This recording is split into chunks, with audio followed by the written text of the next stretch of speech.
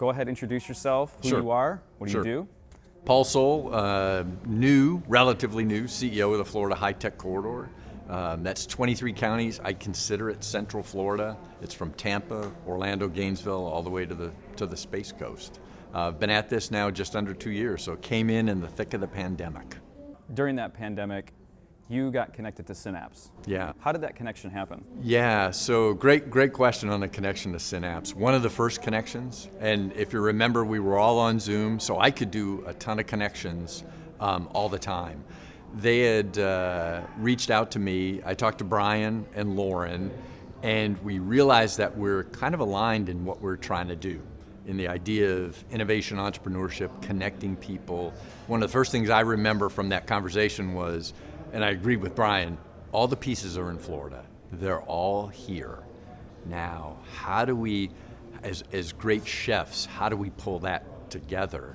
So that's what started it. Then they immediately pushed me out of my comfort zone and had me moderate a panel with the Department of Energy and Innovation.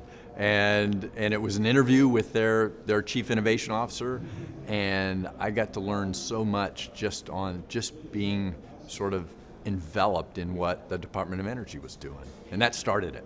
What draws you to innovation? Yeah, so great question. I've always liked on the innovation side the idea of being out of your comfort zone. The military has been great.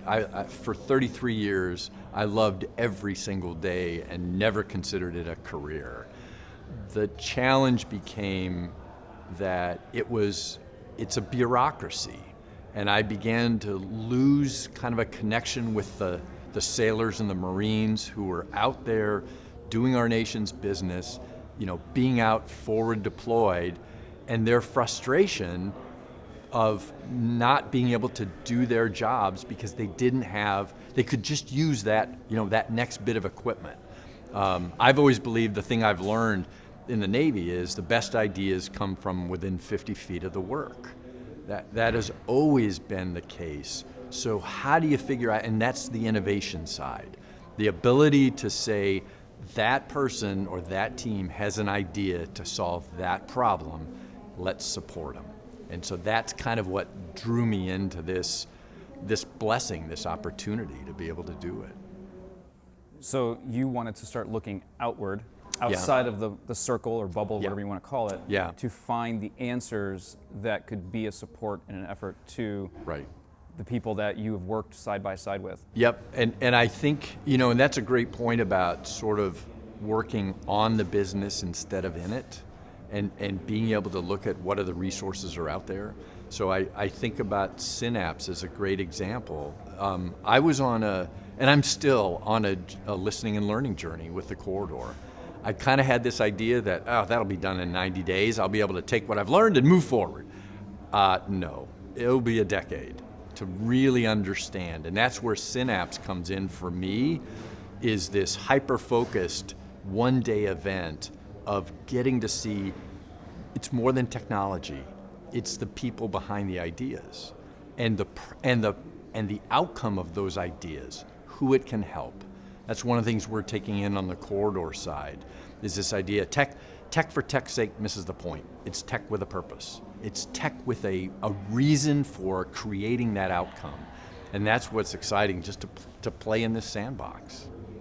What is it about Florida, do you think, that is so interesting, specifically around innovation? Yeah, so interesting about the innovation side, and there are a couple of things I've learned on my continuing journey.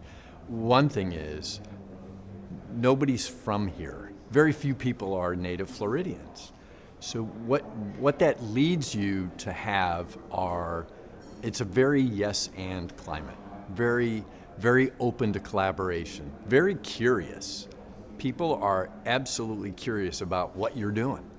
And I see that in the genuine interest in not only what they're doing as a team, but what somebody else is doing. It's what led our family to Central Florida, was this idea of yes and, not no because. And sometimes we get that in other parts. But that's to me, that's part of the magic of Florida, is nobody's from here.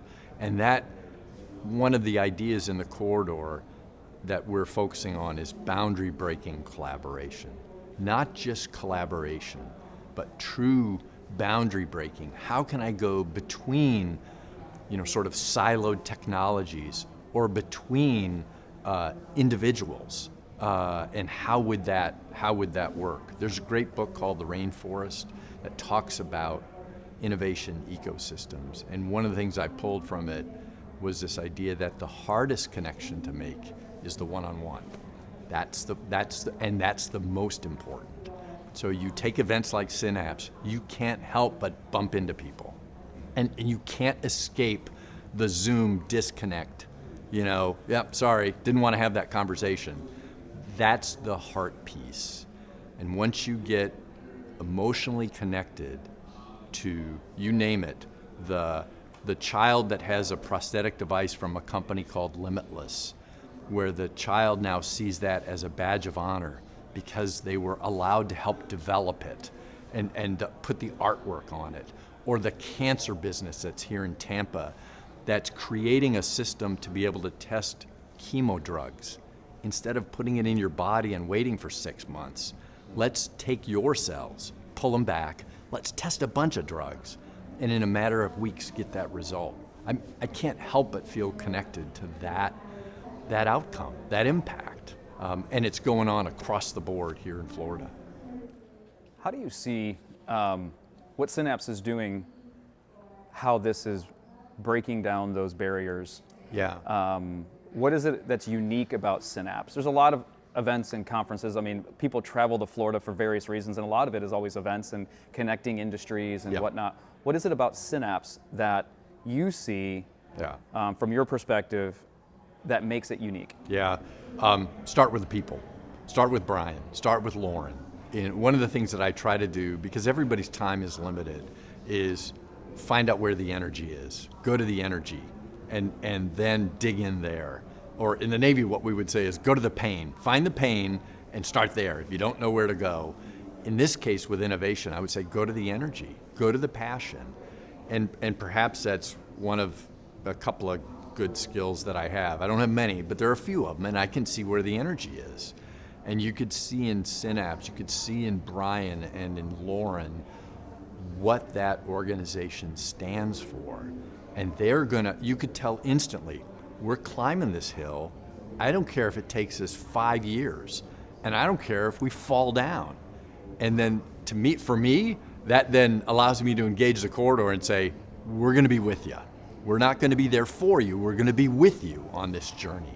And that, I think, is what makes this thing unique across Florida. And I think it couples with the very thing you described, is that unique buzz, that unique vibe about Florida. There's obviously a presence for universities here. What is that connection, and why does it exist? The fact that we have, think about it. And I'll describe the story behind how we got the 3 anchor university presidents to come to Synapse and have a chat. It actually was an idea hatched not at my discussion with Brian, but inside the teams. And they said, imagine if. Imagine if. Do you think we could get 3 presidents here at once? How would that look? What would that mean? And I heard a little inkling that they were going to try this, and I said, go. You don't need my permission, and see what we can do. And lo and behold, all 3 wanted to participate.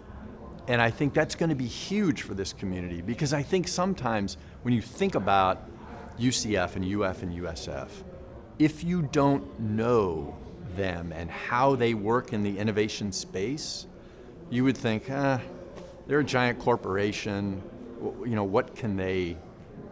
How can they help? They're too busy. It's not the case. They are committed to community building. They are committed with their incubators and their business schools and the curricula that they develop. They're committed to entrepreneurship. They're committed to educating future entrepreneurs.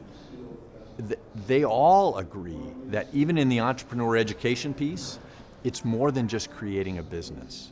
It's a way of really thriving in this next century.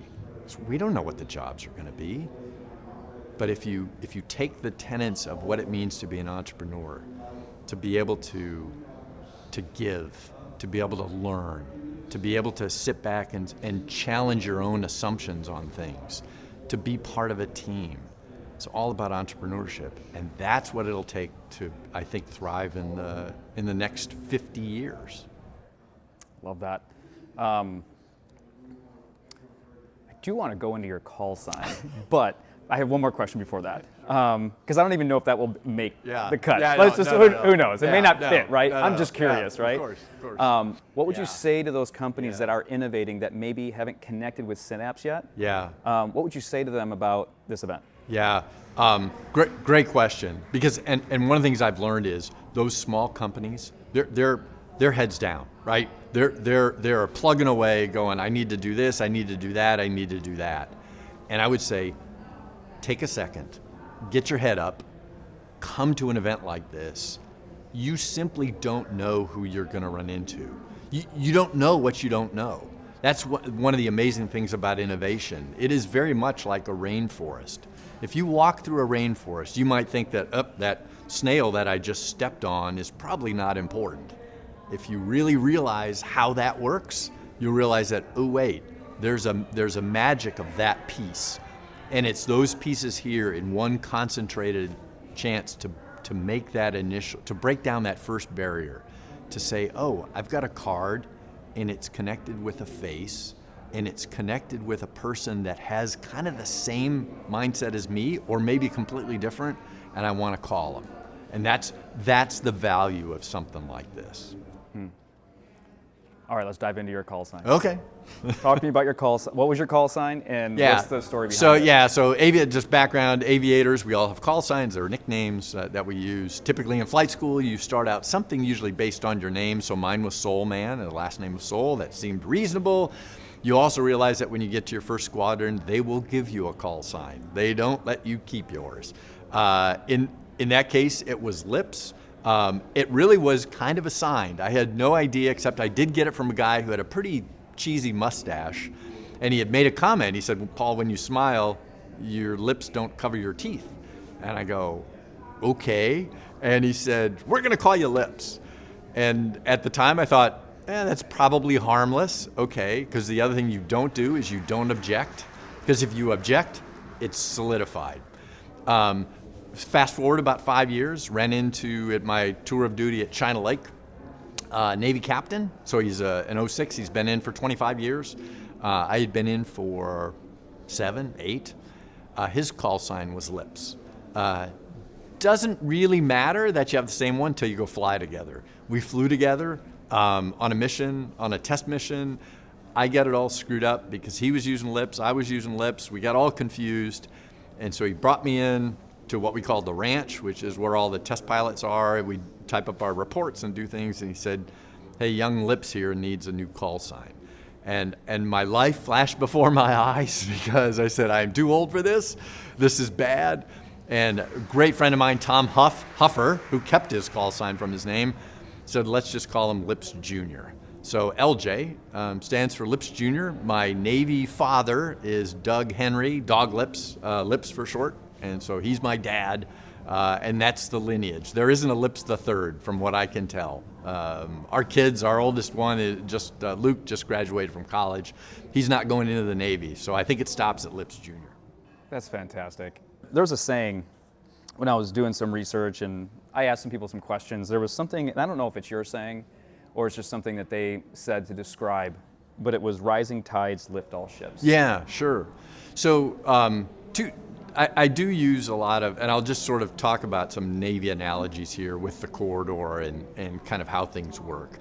One is I consider the corridor in its 23 counties kind of like an aircraft carrier, but because for the last few years prior to my arrival, it was kind of in port. It had some things going on, but I didn't sense a real direction. And we learn in the Navy very quickly, ships are designed to be out at sea. That's what they do. And so taking the corridor out to sea is my mission. The only difference between this aircraft carrier called the Corridor and a regular one is, my power plant is not a nuclear reactor, it's 10,000 little outboard motors. And I got to get these things turned on and kind of aligned and adjusted and be able to get this ship moving.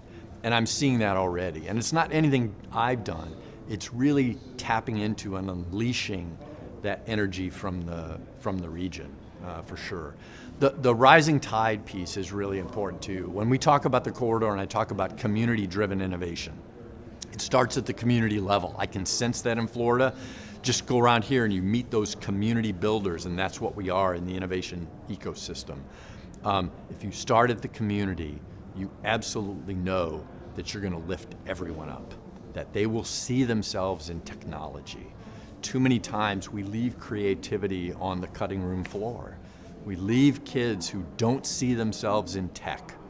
They need to see themselves. I sat down with a lady this morning from St. Pete who's involved in underserved communities, and they have 2 students who are here. That's magic. They are going to be able to go around and begin to see themselves in this world. That excites me. That gets me up every day. So I hope to run into them. That's awesome, man. Thank you. You're welcome.